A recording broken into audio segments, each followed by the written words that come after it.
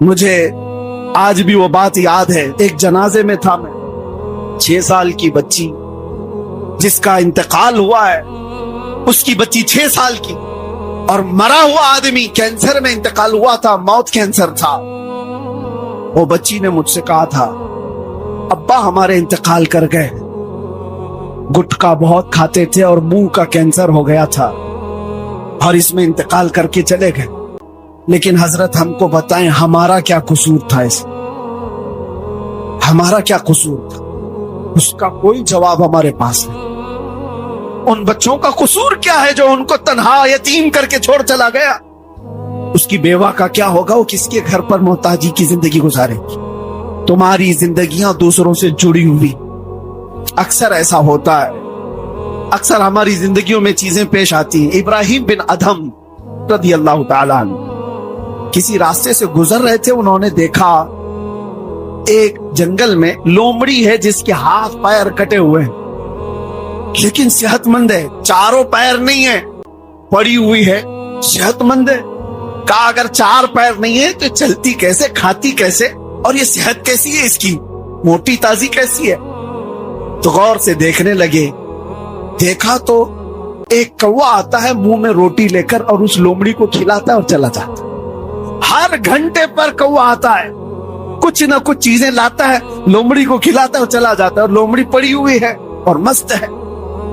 کہا اس کی اور اس کی برادری کا کوئی تعلق ہی نہیں، لومڑی الگ قسم ہے، کوا الگ قسم ہے، لیکن یہ اللہ کا نظام دیکھو، یہ خالق کا نظام ہے، مجبور کو کھلا رہا ہے۔ ابراہیم بن ادھم نے دیکھا میرا رب جب معذور لومڑی کو کھلاتا ہے تو میں اشرف المخلوقات ہوں، مجھے کیوں نہیں کھلائے گا؟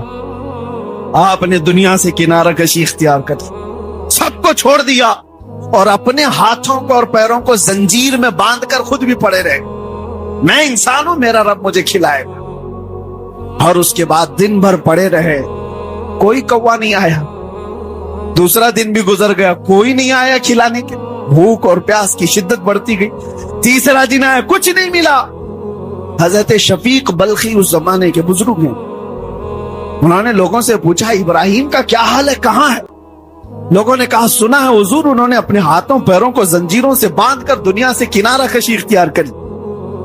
کہا اچھا، تو وہ آئے، شفیق بلخی نے دیکھا، کہا اس حالت میں پڑے کہ پیٹ پیٹ سے لگا ہوا ہے، کمزوری آ گئی۔ پوچھا ابراہیم کیا حال ہے تمہارا؟ کہا میں نے چند دن پہلے یہاں پر ایک لومڑی کو دیکھا جو معذور ہے پیروں سے ہاتھوں سے اور چل پھر نہیں سکتی، لیکن ایک کوا آتا ہے برابر وقت پہ اسے کھلاتا اور چلا جاتا ہے۔ تو شفیق بلخی نے پوچھا تو پھر کیا سوچا تم نے؟ کہا جب رب تعالی معذور لومڑی کو کھلا سکتا ہے تو میں اشرف المخلوقات، مجھے کیوں نہیں کھلائے گا؟ اس لیے میں نے بھی زنجیریں باندھ لی اور پڑا رہا۔ حضرت شفیق بلخی نے 2 جواب دیے ابراہیم بن ادھم۔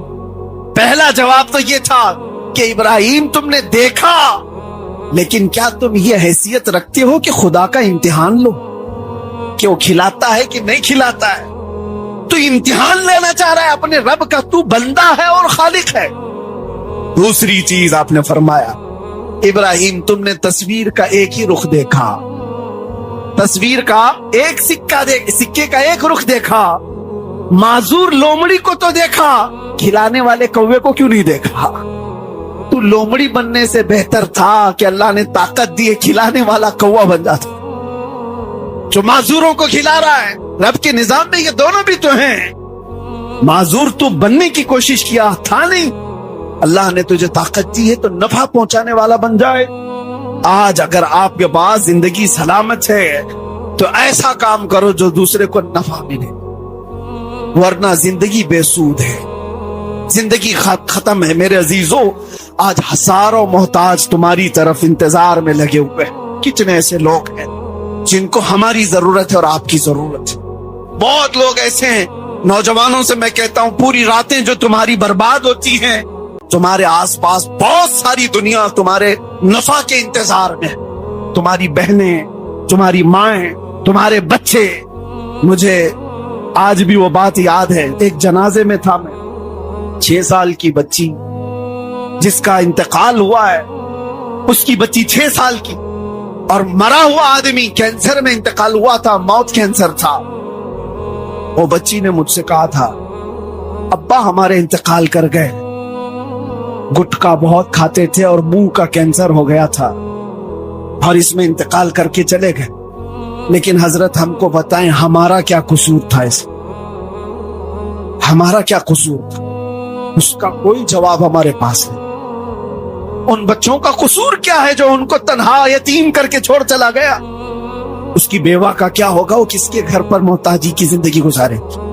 تمہاری زندگیاں دوسروں سے جڑی ہوئی، تمہارا جینا صرف تمہارے لیے نہیں ہے. اللہ تعالیٰ نے ایسا نظام رکھا ہے کہ ہمارا جینا، ہم خود چاہتے تو کچھ بھی فیصلہ لے لیتے. کیا ہمیں خودکشی کرنے کی اجازت ہے؟ کیوں نہیں ہے؟ کیونکہ ہم اپنی جان کے مالک ہی نہیں ہیں. ہم اپنی جان کے مالک ہوتے تو خودکشی کر کے چلے جاتے، لیکن ہم اپنی جان کے مالک نہیں. ہزاروں ہم سے زندگیاں جڑی ہوئی، اور آپ کی زندگیاں اس سے زیادہ اہم ہیں. تمہاری زندگی تو رسول اللہ سے جڑی، ان کے نام سے جڑی ہوئی ہے.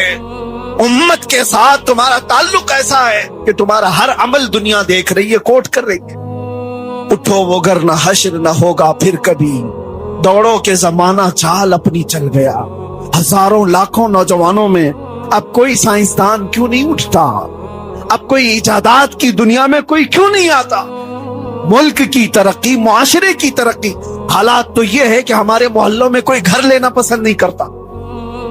جو مسلم محلے ہیں ہر جگہ کے حالات ایسے کہ ہم نے کوڑا کرکٹ اور اس کو گندگیوں سے ایسا تباہ کر کے رکھا کہ لوگ ناک پکڑ کر کے گزرنا چاہتے ہیں. یہ تو ہماری زندگی نہیں تھی، بلکہ ایک دور وہ تھا، اٹلی، ڈنمارک، ناروے، یہ یورپ کی کنٹریز کا نام میں بتا رہا ہوں، وہاں کے بادشاہ اپنے بچوں کو پڑھنے کے لیے اندلس کے علماء اسلام کے پاس بھیجا کرتے تھے. اور جب کبھی کوئی عالم دین سے پڑھ کر کے یورپ کا بچہ آتا تھا، اسے دیکھنے کے لیے بھیڑ جمع ہوتی تھی کہ یہ مسلم علماء سے پڑھ کر کے آیا ہوا بادشاہ کا بیٹا ہے. آج حالات بدل گئے، ہمارے بچے یورپ جا گئے، علم رخصت ہو گیا ہمارے اندر سے، جہالت اتنی زیادہ آ گئی.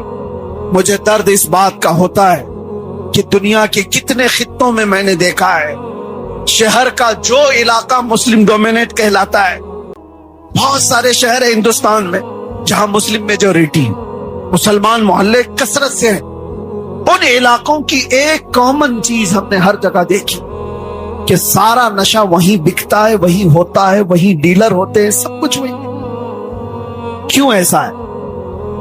ممبئی کے ہی حالات نہیں، دلی جاؤ، بنگلور جاؤ، کلکتہ جاؤ، بڑے شہروں کے سب جگہ کے حالات، مسلمان اس میں کثرت سے ملوث. پھر میں پوچھتا ہوں یہ کون سے مسلمان؟ اللہ کے نبی صلی اللہ تعالی علیہ وسلم نے جس امت کو بنایا، جو معاشرہ ترتیب دیا، وہ معاشرہ تو ایسا تھا، رات بھر خود بھوکے رہ کر پڑوسی کا خیال کرنے والا. نشہ تو بہت دور کی بات. جنگ میں شہید ہونے کے وقت زخم کھا کر کے گر گیا، ایک کھٹوری پانی کسی نے لا کر کے زخمی صحابی کو دی. ان کو جیسی آواز آئی کہ فلاں کو پیاس لگی، انہوں نے پانی نہیں دی، کہا اس کو پہلے پلا دو.